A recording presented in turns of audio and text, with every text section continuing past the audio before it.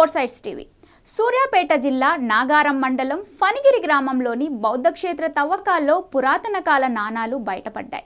ఈ నాణాలను రాష్ట్ర పురావస్తు శాఖ principal secretary Shailaja Ramaiyer, director Bharati హోలీకేరీలు పరిశీలించారు. 2023-24 మార్చి 11న ప్రారంభమైన తవ్వకాల్లో ఇక్షాకుల కాలం నాటి సీసెపు నాణాలు, రాతి పూసలు, సున్నపు రాతి విగ్రహాలు లభించాయని, భారతదేశంలో ఇంతవరకు ఎక్కడా దొరకని 3730 సీసెపు నాణాలు ఒక మట్టి కుండలో లభించాయన్నారు. ఈ నాణాలకు ఒకవైపు ఏనుగు, మరోవైపు ఉజ్జయిని గుర్తులు కలిగి ఉన్నాయి. క్రీస్తు శకం 2-4 శతాబ్దం నాటి నాణాలుగా వీటిని నిర్ధారించినట్లు తెలిపారు. యాదాద్రి జిల్లా ఆత్మకూరు మండలంలోని చాడ ప్రాంతంలో కూడా తవ్వకాలు ప్రారంభించామన్నారు. మొన్న పోయిన సంవత్సరము న్యూయార్క్ మెట్రోపాలిటన్ మ్యూజియం అంటే మనకి అంతర్జాతీయ స్థాయిలో కూడా ఒక చాలా ముఖ్యమైనటువంటి మ్యూజియం ఇది. ఆ మ్యూజియంలో కొన్ని ఆర్టిఫాక్ట్స్ ఇక్కడ నుంచి డిస్ప్లే చేయడం జరిగింది. అదేవిధంగా అక్కడి నుంచి మళ్ళీ సియోల్ నేషనల్ మ్యూజియంలో కూడా ఇవన్నీ డిస్ప్లే చేయడం జరిగింది.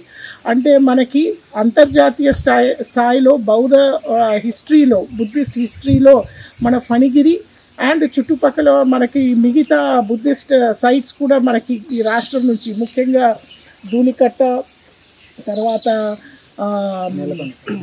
నేలకొండపల్లి, ఇట్లా చాలా సైట్స్, చాలా ముఖ్యమైనటువంటి సైట్స్ అన్నమాట డెక్కన్ బుద్ధిస్ట్ హిస్టరీకి. సో ఇవన్నీ కూడా ఈ రకంగా ప్రామినెన్స్లో వస్తుంది. మరి ఆ బుద్ధిస్ట్ మ్యూజియం కూడా ఇక్కడ, చిన్న మ్యూజియం ఫణిగిరి బుద్ధిస్ట్ మ్యూజియం కూడా ఇక్కడ ఎస్టాబ్లిష్ చేసి ఇవన్నీ కూడా డిస్ప్లే చేస్తున్నారు డిపార్ట్మెంట్. ఈ ఎక్స్కవేషన్స్ ద్వారా ఇంకా మ్యూజియంలో కూడా ఎక్కువ ఆర్టిఫాక్ట్స్ పెట్టి ఎక్కువ పబ్లిక్ వచ్చే అవకాశం అనేది ఇక్కడ ఉంది. So I'd like to congratulate the department once again.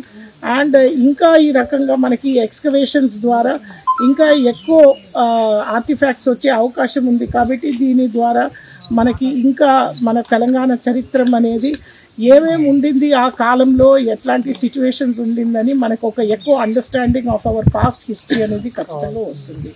And I also want to thank the collector and additional collector. ఎందుకంటే ఇంతకుముందు మేము ఆర్టిఫాక్ట్స్ అన్నీ కూడా ఒక పాత ఇంట్లో పెట్టాల్సినటువంటి అవసరం ఉండింది. ఆ ఇల్లు కూడా శిథిలావస్థలో ఉండింది. వాళ్ళు ఇంతకుముందు రిక్వెస్ట్ మేము పెడితే వెంటనే ముందుకు వచ్చి ఈ మ్యూజియంకి వాళ్ళు సపోర్ట్, జిల్లా స్థాయి నుంచి జిల్లా కలెక్టర్ గారు సపోర్ట్ ఇవ్వడంతో ఈ మ్యూజియంని ఒక 6 నెలల్లో మేము ఎస్టాబ్లిష్ చేసే అవకాశం అనేది వచ్చింది. అండ్ ఆ సపోర్ట్ లేకపోతే ఈరోజు కూడా ఈ ఎక్స్కవేషన్స్ మేము వచ్చినటువంటి ఆర్టిఫాక్ట్స్ని ఇక్కడే డిస్ప్లే పెట్టే అవకాశం కూడా మాకు ఉండేది కాదేమో. కానీ ఇప్పుడు పెట్టడానికి అవకాశం ఉంది, పబ్లిక్ అందరూ కూడా వచ్చి చూసుకునే అవకాశం కూడా ఉంది. కాబట్టి I want to thank the district administration also for their help. ఇది మారుమూలం గ్రామం అయినప్పటికీ కూడా దీనికి ఉన్న విశేషత మనమందరినీ అక్కడి నుంచి ఇక్కడ వరకు వచ్చేటట్టు చేస్తుంది. ఎందుకంటే మీరు చూడండి, మన వెనక ఉన్న ఈ ఫణిగిరి బెట్ట ఏముంది, కొండ, సో అది చూసేస్తే మాకు అర్థమవుతుంది దానివల్లనే ఈ ఊరికి ఇంత విశేషత వచ్చింది అనేది. ఊరు పేరు కూడా దీని నుంచి వచ్చింది, ఫణిగిరి అని ఎందుకు పిలుస్తున్నాము అని ఆ ఆకారం చూస్తేనే మనకి అర్థమవుతుంది.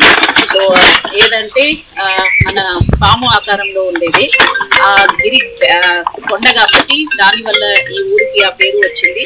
అలాగే ఇక్కడ బౌద్ధ మతానికి సంబంధించిన సైట్ కాబట్టి, సో ఈ సైట్ అనేది మీకు అందరికీ కూడా తెలుసు. మేడం కూడా ఎన్నిసారి వచ్చారు ఒక ప్రిన్సిపల్ సెక్రటరీగా బాధ్యత తీసుకున్న తర్వాత, అలాగే హెరిటేజ్ డిపార్ట్మెంట్ ఆ బాధ్యత తీసుకున్న తర్వాత నేను కూడా ఇక్కడ రావడం అంటే ఏదంటే 3 నెలలు 3వ సారి. సో ఇది మనకి తెలుస్తుంది ఈ బుద్ధిస్ట్ సైట్ కి ఉన్న ప్రాముఖ్యత ఏంటి అనేది. సో ఇక్కడ ఏదంటే మనకి ఇక్కడ చుట్టుపక్కల కూడా చాలా బుద్ధిస్ట్ సైట్స్ కూడా ఉన్నాయి.